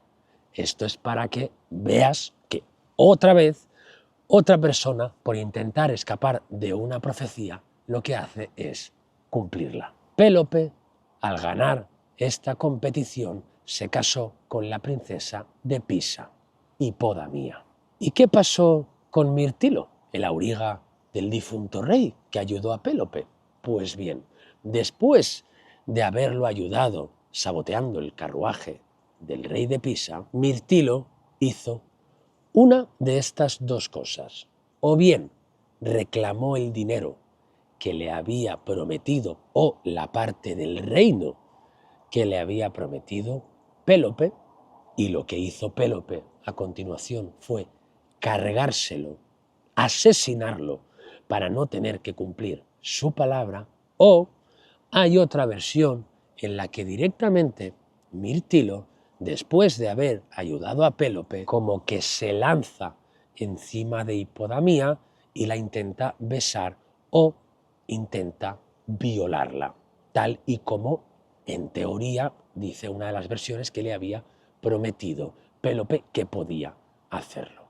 Y Pélope, con esta excusa de que Mirtilo había intentado forzarla, aun habiendo sido él quien se lo había prometido, pues básicamente lo mata y queda como el héroe que ha salvado a su esposa de ser violada por este tío. Pero Mirtilo, antes de morir, pronunció una maldición hacia Pélope. Maldijo su casa, maldijo su linaje, su legado, todo lo que iba a venir de él. Lo maldijo todo. Pero su maldición tenía algún tipo de poder, o quien tenía poder más bien era su padre, el dios Hermes. ¿O fue Tántalo quien ya maldijo a todo su linaje, traicionando de este modo a los dioses y faltándoles al respeto? ¿Qué opinas? Déjamelo en comentarios cuando termines de escuchar todo este episodio. Pélope e Hipodamía tuvieron varios hijos, se dice que hasta 6. 2 de ellos se llamaban Atreo y Tiestes, que quizá fueron los más importantes. Pélope, como la gran mayoría de reyes, por no decir todos, también tuvo hijos con otras mujeres, ¿sí? O, sorpresa, fue infiel a su esposa.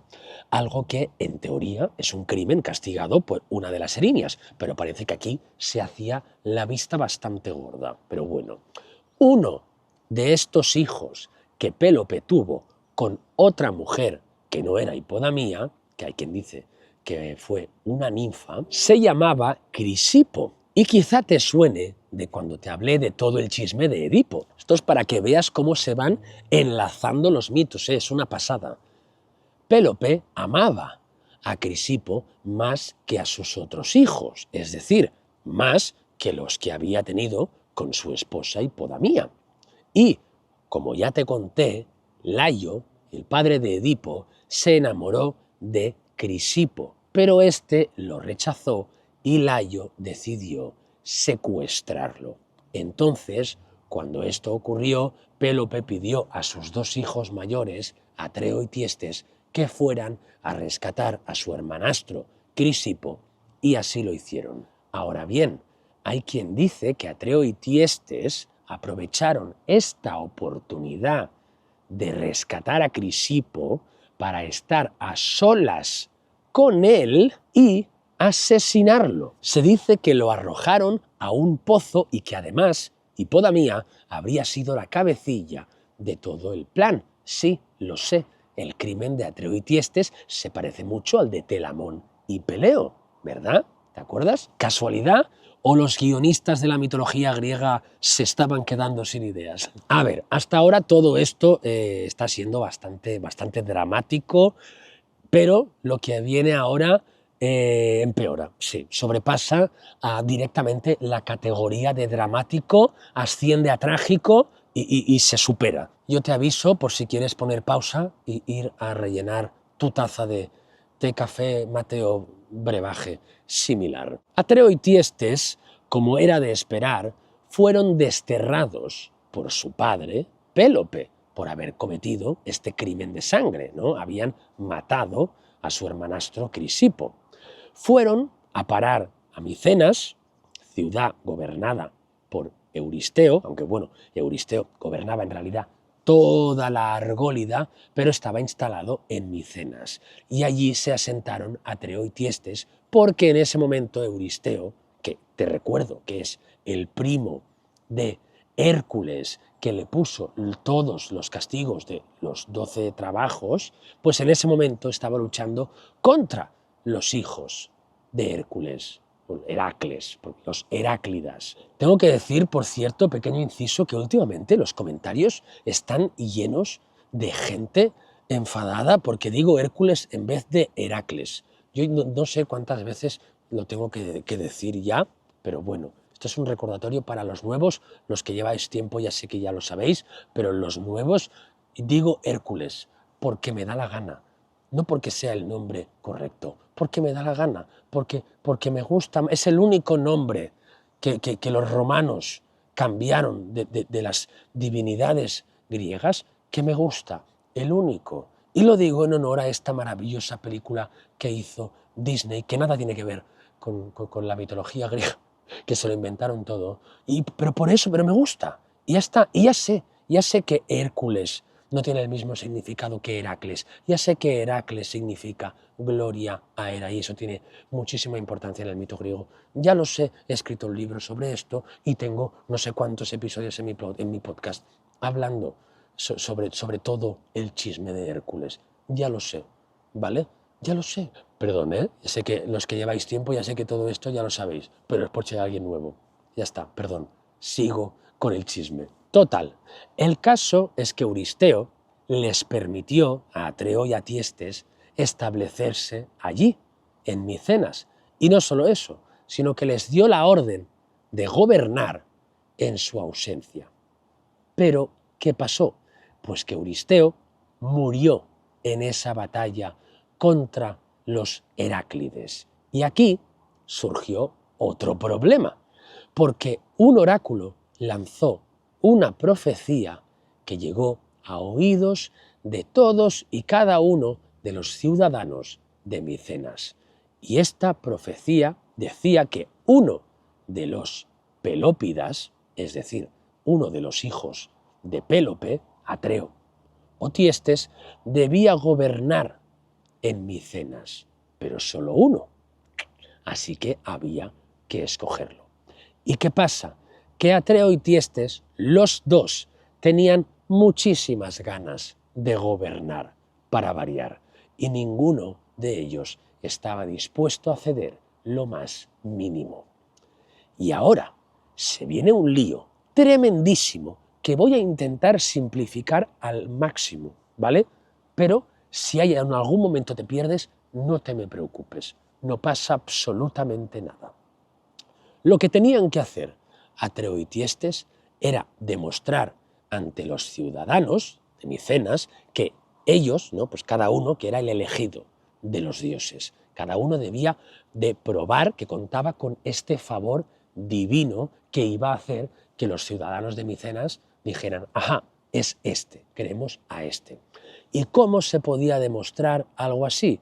Pues de una manera muy parecida a lo que hizo el rey Minos cuando quiso hacerse con el trono de Creta, ¿no? No sé si te acuerdas, pero Minos le prometió a Poseidón que si le enviaba una criatura maravillosa como señal de su elección, él se lo sacrificaría en su honor, ¿no? Así los cretenses verían claramente que Minos era el elegido de los dioses y Poseidón se convertiría en el dios más venerado de la ciudad. Vamos, que aquí los dioses hacían como inversiones, ¿no? A cambio de reconocimiento.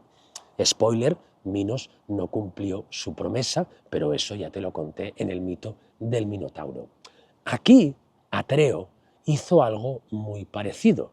Le prometió a Artemisa que sacrificaría el mejor animal nacido en su rebaño. ¿Y qué se supone que hizo aquí Artemisa? Pues concederle un cordero con el vellón de oro. Sí, un poco como el del vellocino de oro que tenía que encontrar Jasón. Pero hay otra versión todavía más venenosa.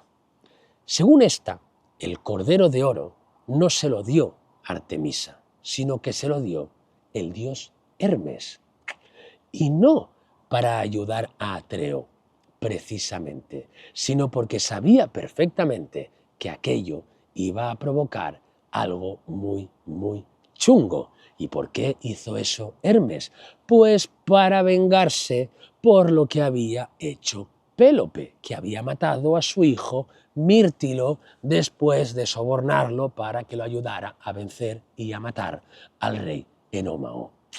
Pero quedándonos con la versión de que fue la diosa Artemisa quien le dio este pobre cordero de lana dorada, Atreo no cumplió su promesa de sacrificarlo en honor a la diosa. Hizo exactamente lo mismo que el rey Minos de Creta una vez consiguió lo que quería, pero con la diferencia de que Atreo todavía no había conseguido ser rey de Micenas. Lo que hizo fue matar al cordero, sí, pero quedarse con el cuerpo, o más concretamente con la lana dorada. guardándola en una especie de cofre. Y aquí entra Tiestes, que al enterarse de que su hermano Atreo tenía esa lana, hizo una cosa absolutamente repugnante. Tiestes logró seducir a Aérope, que era la esposa de su hermano Atreo, a su cuñada, sí, para que le robara la lana del cordero dorado y se la entregara a él. Y lo consiguió, lo hizo, sí. Y una vez hecho esto, Tiestes propuso tanto a los ciudadanos de Micenas como a su propio hermano que el rey de Micenas debía ser quien poseyera la lana del cordero de oro. Cuando dijo esto, Atreo pensó, facilísimo, porque lo tengo yo. Y me lo dio la diosa Artemisa. Genial. Y Tiestes pensó, pobre idiota, se cree que aún lo tiene, pero lo tengo yo porque me lo ha dado su esposa. Ahora bien, sí, es un poco raro que Tiestes soltara pues algo así sin más, ¿no? Lo de el que tenga la lana del cordero de oro será rey, y que Atreo pues no sospechara nada, en plan, ¿de dónde saca esto ahora? ¿No? Porque es como demasiado específico y demasiado fácil, ¿no?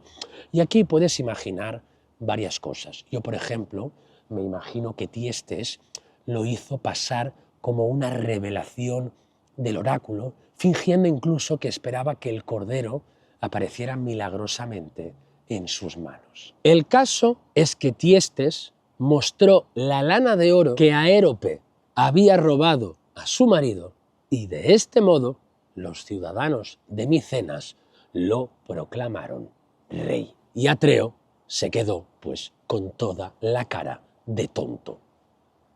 Pero aquí llega otro giro de los acontecimientos. Sí, esto no ha acabado aquí.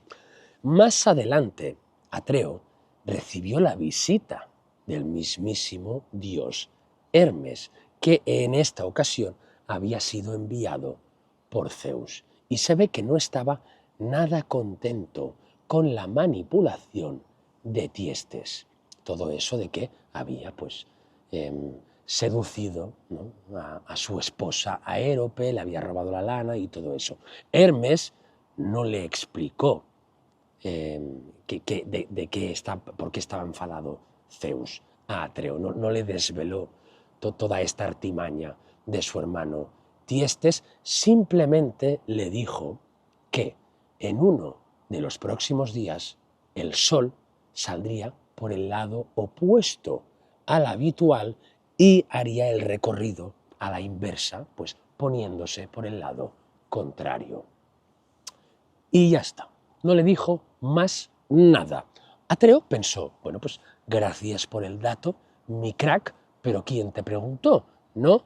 Pero al cabo de un rato dándole vueltas dijo, ya entiendo. Así que Atreo fue a ver a su hermano Tiestes y le dijo algo así como, oye mi rey, te propongo un trato. Si en los próximos días el sol cambia su curso, lo invierte, tendrás que devolverme el trono. Y aquí Tiestes, en vez de sospechar que había algo raro en esa propuesta, igual que lo hubo en la suya de la lana del cordero de oro, dijo, claro que sí, hombre, acepto el trato, bro. Y efectivamente, a los 2 o 3 días sucedió eso mismo que Hermes le había anunciado a Atreo. El sol cambió su recorrido y Atreo recuperó el trono mientras Tiestes pues se veía obligado a abdicar. Realmente, todas estas idas y venidas entre Atreo y Tiestes son rarísimas y surrealistas, pero al mismo tiempo tremendamente de hermanos, ¿no? Pero espérate un momento, porque la cosa, por desgracia, no terminó aquí. Sí, Atreo había conseguido por fin su ansiado trono y había expulsado a su hermano Tiestes, pero poco después descubrió que su esposa Aérope lo había traicionado, que se había acostado con su hermano y además le había robado la lana de oro para entregársela. Se enteró de todo eso. Y cuando se enteró, Atreo lo primero que hizo fue asesinar a su esposa. La ahogó. Y después de esto mandó llamar a Tiestes, que lo acababa de expulsar, con la intención de hacer las paces, o al menos eso fue lo que le dijo a su hermano para convencerlo de que regresara. Y aquí es cuando la historia familiar de este linaje se repite, pero subiendo varios niveles de horror. Tiestes aceptó la invitación, por supuesto, fue hasta el palacio de Micenas, se sentó en la gran sala del comedor junto a su hermano Atreo y empezó a comer lo que éste le había servido. Y cuando Tiestes terminó de cenar, Atreo hizo entrar a uno de sus criados con una bandeja cerrada. Atreo se levantó, destapó la bandeja y su hermano vio lo que se había comido. En esa bandeja estaban las cabezas de los hijos de Tiestes. Atreo los había secuestrado, asesinado, descuartizado, cocinado y se los había servido a Tiestes. Y éste se los había comido sin saberlo. Absolutamente terrorífico. Tiestes fue expulsado del palacio de Micenas sin posibilidad alguna de atacar a su hermano. Atreo lo tenía todo perfectamente planeado para que su plan macabro fuera un éxito. Pero lo primero que hizo Tiestes, después de intentar asimilar la pesadilla que acababa de vivir, fue ir a consultar al oráculo. Necesitaba saber qué tenía que hacer para vengarse de su hermano Atreo, porque esto evidentemente no podía quedar así. Y el oráculo le dio una respuesta que hace que todo vaya todavía a peor. Para vengarse de su hermano, Tiestes debía tener un hijo con su propia hija. Yo sinceramente sé lo que estás pensando, yo tampoco le veo luz al final de este mito. Tampoco. Esto cada vez va a peor. Es una bola de mierda, de cosas chunguísimas que cada vez se hacen más y más y más grande y es como, pero basta, ¿en qué momento esta bola va a chocar y va a terminar? Sí, a Tiestes le quedaba una hija. Atreo le había matado a los hijos varones, pero no a su hija, que se llamaba Pelopia, y seguía con vida. Y Tiestes, sin dudarlo ni un segundo, hizo caso al oráculo. Se disfrazó para no ser reconocido por su propia hija y la asaltó de noche. Pero, durante el forcejeo, Pelopia logró quitarle la espada, aunque demasiado tarde, porque ya la había violado. Y Tiestes huyó sin ser reconocido. Paralelamente a esto, en Micenas empezó un periodo de malas cosechas y, pues, obviamente, todo esto tenía que ver con el crimen, los crímenes que había cometido Atreo, que había asesinado a su esposa, la madre de sus hijos, y también a sus propios sobrinos. Claro está, Atreo tenía que pagar por esto divinamente. Fue al oráculo, Atreo, a preguntar qué tenía que hacer para terminar con estas malas cosechas. Y el oráculo le dijo que tenía que hacer que su hermano regresara a Micenas. Sí, su hermano Tiestes, que volviera otra vez. Como tío, ¿pero qué? No te preocupes que esto tiene un final. Y te lo voy a contar hoy, no te preocupes. Entonces Atreo fue a buscar a su hermano, haciéndole caso al oráculo, pero fue a buscarlo en el sitio equivocado. Atreo pensaba que su hermano estaba bajo la tutela de un rey que se llamaba Tesproto, pero ya no estaba allí. Quien sí que estaba era su hija, Pelopia. Pero Atreo, cuando la vio en ese palacio, pensó que esta chica era la hija del rey Tesproto. No reconoció a su sobrina y le pidió a este rey si podía casarse él con ella, porque ya él estaba viudo porque había asesinado a su propia esposa, ¿no? Y este rey le dijo que sí, en plan, sí, claro, a mí que me cuentas. O sea, este rey tampoco sabía que era su propia sobrina, simplemente pues dijo, pues supongo que sí, no sé, cásate si quieres, ¿no? Y le entregó a Pelopia. Así que Atreo se fue de allí con su sobrina para convertirla en su nueva esposa. Pelopia, en todo esto, yo creo que no sabía ni quién era él y sobre todo estaba embarazada.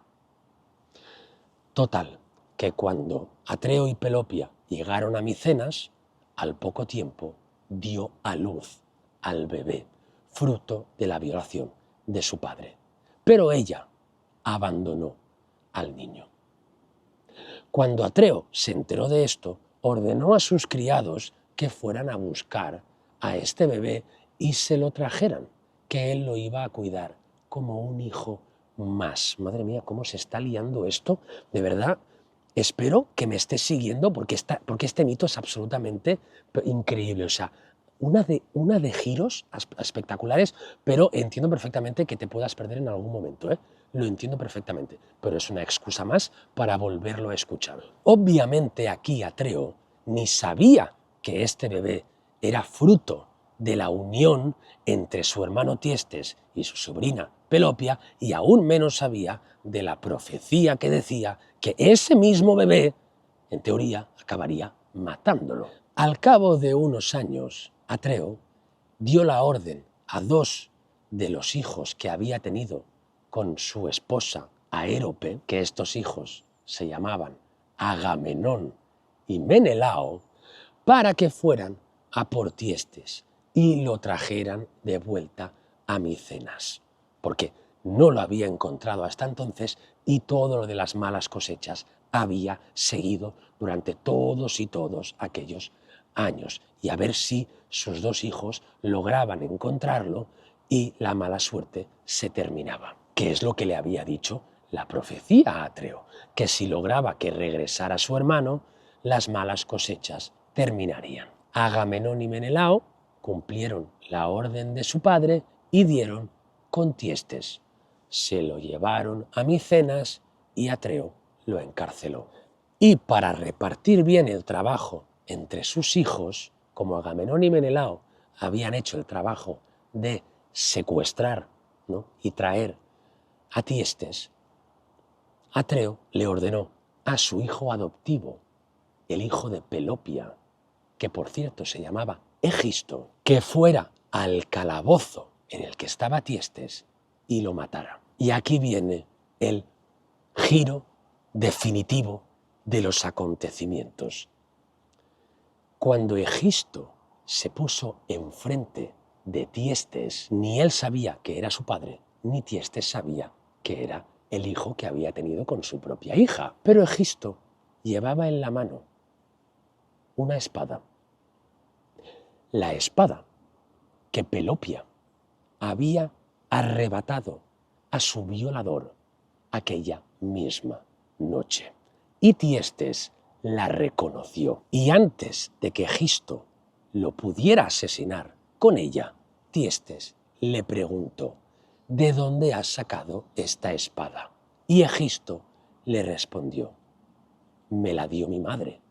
¿Por qué lo preguntas? Pero aquí Tiestes le dijo: esta espada es mía. Aquí Egisto se quedó muy confundido e hizo venir a su madre, a Pelopia, hasta el calabozo. Y de pronto allí abajo estaban Tiestes, Pelopia y Egisto, padre, madre e hijo.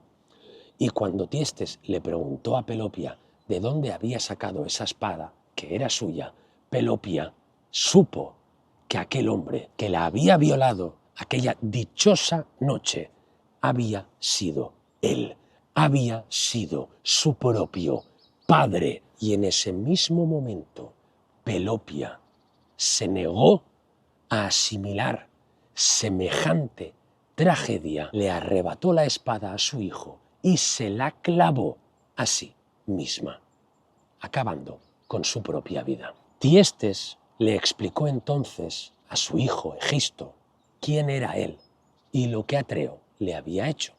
Obviamente, solo contó lo que a él le interesaba que Egisto supiera. Y Egisto, aún conmocionado por lo que acababa de presenciar y por todo lo que le había explicado su padre, tuvo claro que aquí había un culpable y que ese culpable era Atreo. Así que le quitó la espada del pecho de su madre y fue hasta Atreo para decirle que ya había matado a Tiestes y que aquí estaba su sangre.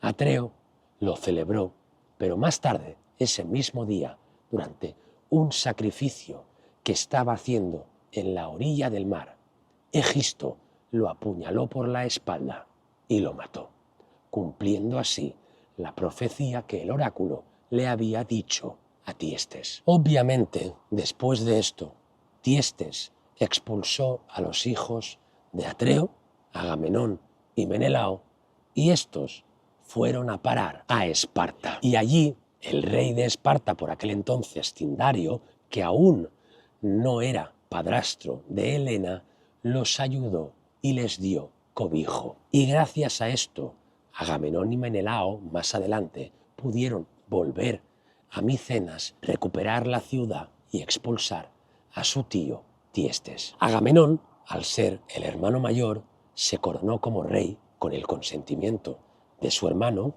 por fin dos hermanos que se ponen de acuerdo, ya era hora, y la normalidad volvió a Micenas. Pero la maldición de Mírtilo no iba a afectar solamente a Pélope, Atreo y Tiestes.